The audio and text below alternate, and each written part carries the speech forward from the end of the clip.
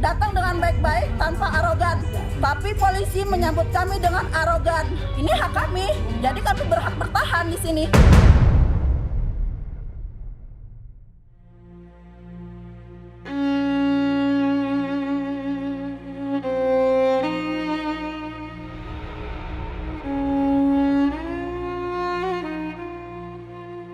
Tanggal 14 Agustus itu waktu malam itu, wah sedih banget, sampai subuh kita nggak bisa keluar. Yang cedera pun kena gas air mata tetap di rumah diobatin seadanya gitu. Kalau keluar pasti kita ditangkap.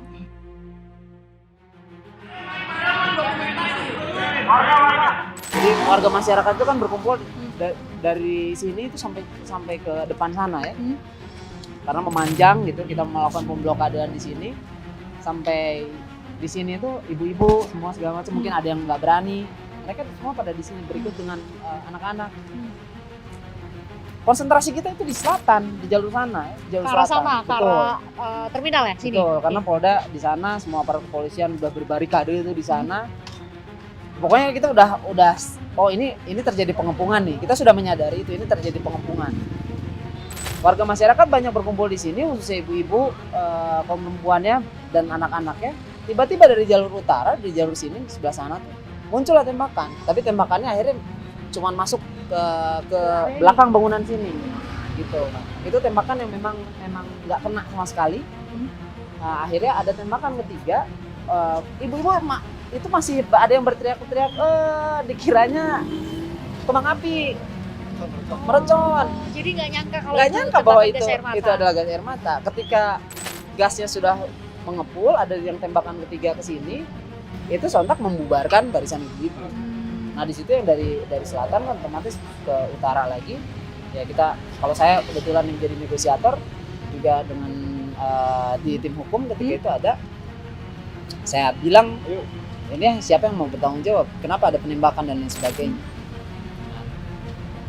Saya ingat betul ketika itu negosiator dari pihak Polda memang angkat tangan. Angkat tangan dalam arti? Dalam artian itu bukan tanggung jawab saya. Saya masih ingat betul karena saya yang jadi negosiator gitu ya, ketika itu. Bagaimana Anda nggak bisa untuk bertanggung jawab? Yang menembakkan udah dari pihak Anda. Saya nggak membeda-bedakan mana Polres, mana Polda, mana Brimob dan sebagainya. Polisi ya polisi gitu ya. Kami sedang bernegosiasi, tapi tidak tahu mungkin dari belakang ada yang melempar sesuatu dan kami yakinkan bukan dari kami. Hal itu dia mundur, ya dia mundur ke pasukan tapi tiba-tiba pasukan maju. Ya udah, itu terjadi chaos. Itu naluriah manusia loh. Ketika diserang ya. Ketika diserang ada apalagi ibu-ibu, kaum perempuan, ada anak-anaknya mungkin, ya mereka otomatis akan jadi protektif untuk melakukan perlawanan balik. Kita tidak berhenti melakukan perlawanan sampai akhirnya terjadi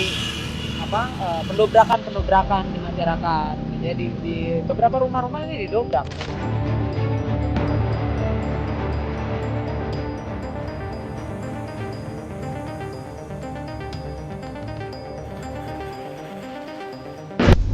Sampai mereka itu masuk ke pelosok-pelosok, ngegedor rumah warga itu, polisi, sampai buka pintu nak, ngomong kasar gitu kan.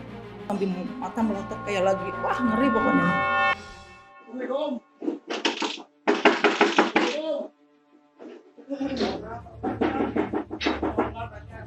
Yang punya rumah jangan sampai dibuka. Pak, buka pintunya. Kami masuk. Yang punya rumah. Yang lari ke belakang siapa itu? Udah ada mau saya ambil semuanya. Teman-teman yang solidaritas untuk Dago Elos juga ada, warga masyarakat ada juga yang tertangkap. Kemudian juga motor-motor warga ada yang dibawa juga. Motor? Iya betul, kendaraan bermotor termasuk satu mobil komando kita untuk aksi pun ditahan. Angkot ya misalkan seperti ini nih kan ya, Parkir ya? angkot-angkotnya warga gitu. Parkir itu kaca-kaca rusak. Jadi banyak banget warga yang rusak barangnya sama polisi, motor apa kita. Datang ke sana hanya ingin, nggak pengen apa-apa, cuma pengen laporannya diterima aja. Dan satu orang polisi yang bernama Rustandi Itu mau mukul saya. Karena saya lebih minta kejelasan ke si orang oknum yang menolaknya gitu, alasannya apa. Jadi saya sempat protes masuk ke wilayah ke lingkungan Polrestabes gitu, sampai saya dicegat dengan banyak senjata gitu. Oh iya? Oh, Itu jalan sendiri pas masuk ke dalam atau bersama dengan sendiri refleks. terus Jadi- dicegat di jalan Iya, pakai senjata. iya ada Masih yang ingat keluarin nggak berapa senjata. orang? Oh banyak. Itu Waktu padahal kita udah di berdiri di sana. Nah, ini polisi masuk sampai sini. Ini semua propaganda. Ini gas air matanya. Ya, ini cuma beberapa. Jadi berarti masuk ke permukiman kan Betul. ini? Kita hitung lebih dari 18 gas air mata ketika malam itu.